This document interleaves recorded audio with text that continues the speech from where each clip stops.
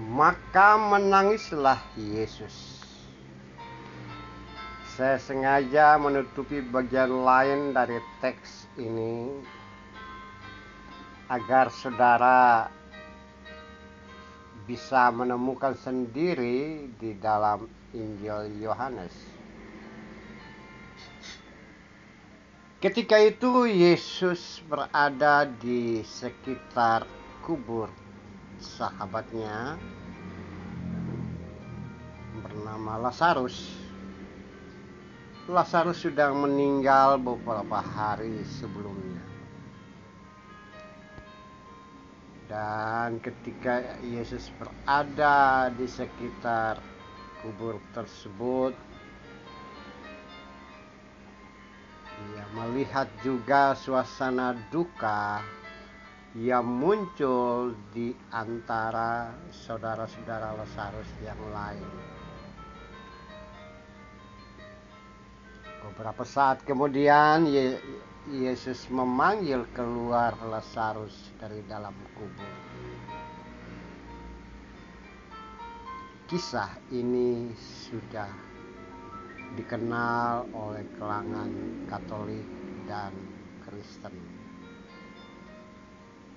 Bahkan dalam komunitas agama-agama pun kisah Yesus membangkitkan Lazarus juga dikenal. Tapi saya bukan fokus kepada proses atau peristiwa membangkitkan atau kebangkitan itu, tapi melihat pada sosok Yesus, sosok kemanusiaan Yesus yang terbit ketika ia berada di antara orang-orang yang berduka karena kehilangan yang dikasihi dia.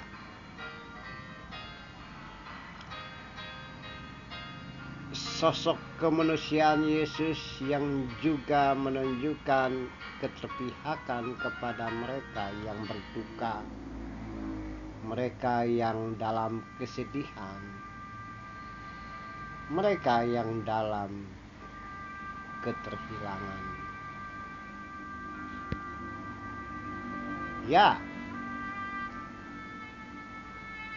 kemanusiaan yang menunjukkan bahwa ia juga bisa sedih, menangis,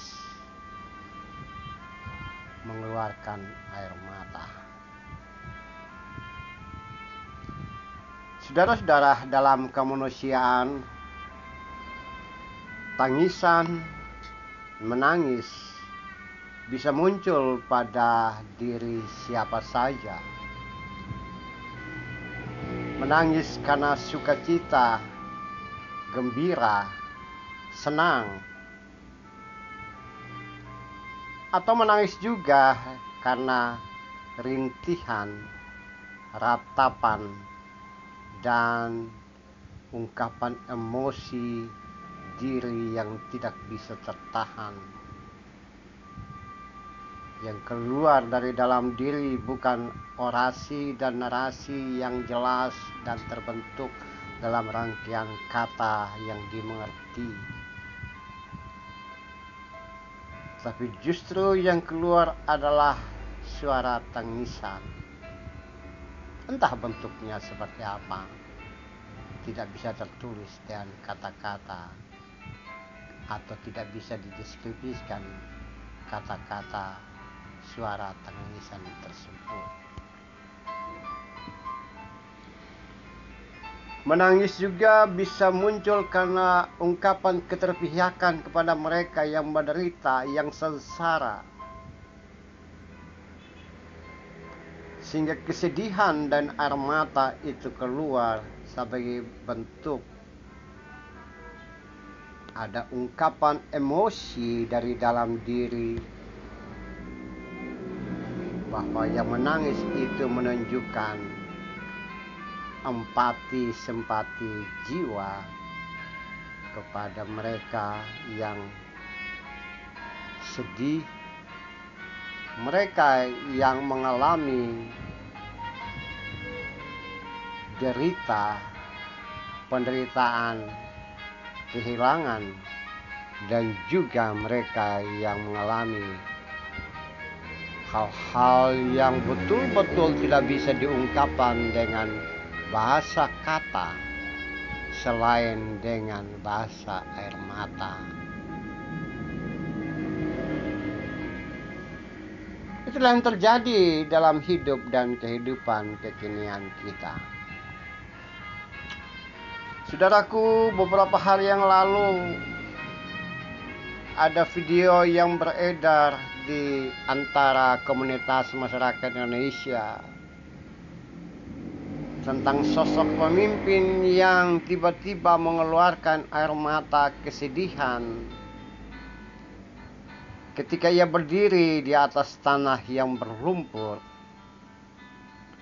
Dia berdiri di antara orang-orang yang juga dalam raut kesedihan akibat kehilangan banyak hal.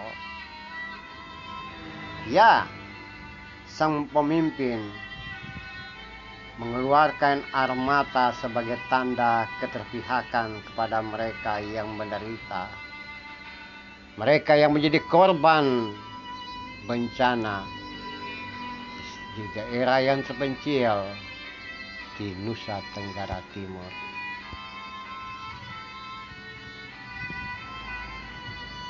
Sang pemimpin itu berpisah sedikit dari orang-orang yang ada di sekitarnya. Dia maju beberapa langkah di lingkaran yang ada sekitarnya, sekitar 1-2 meter. Dia melihat lumpur yang ada, dia melihat batu-batu, dia melihat suasana yang ada. Dia melihat rumah-rumah yang hancur, dia melihat pohon-pohon yang tumbang, dan dia melihat semuanya.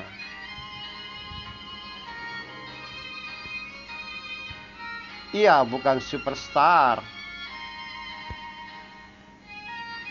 Ia bukan laki-laki tegar yang mampu menahan air matanya. Ia tertunduk dan menangis. Menangis tanda keterpihakan.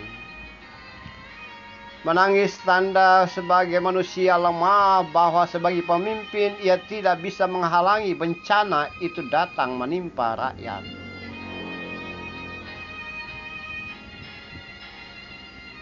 Ya, menangislah dia. Saudara-saudaraku yang kekasih, saudara-saudara dalam kemanusiaan, Anda dan saya mungkin juga bisa sama dengan sang pemimpin itu. Sejak 4 April sampai sekarang ini, tidak sedikit dari antara rakyat Nusa Tenggara Timur yang juga menangis, meratap, atau bahkan menangis tanpa kata dan tanpa suara. Hanya air mata yang tercurah karena kehilangan, karena hal-hal yang selama ini disusun dengan baik dan rapi hancur berantakan akibat bencana. Rakyat menangis, pemimpin menangis, semua orang menangis, semuanya, ya semuanya.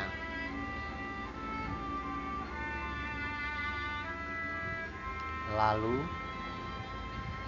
apa yang hendak kita lakukan?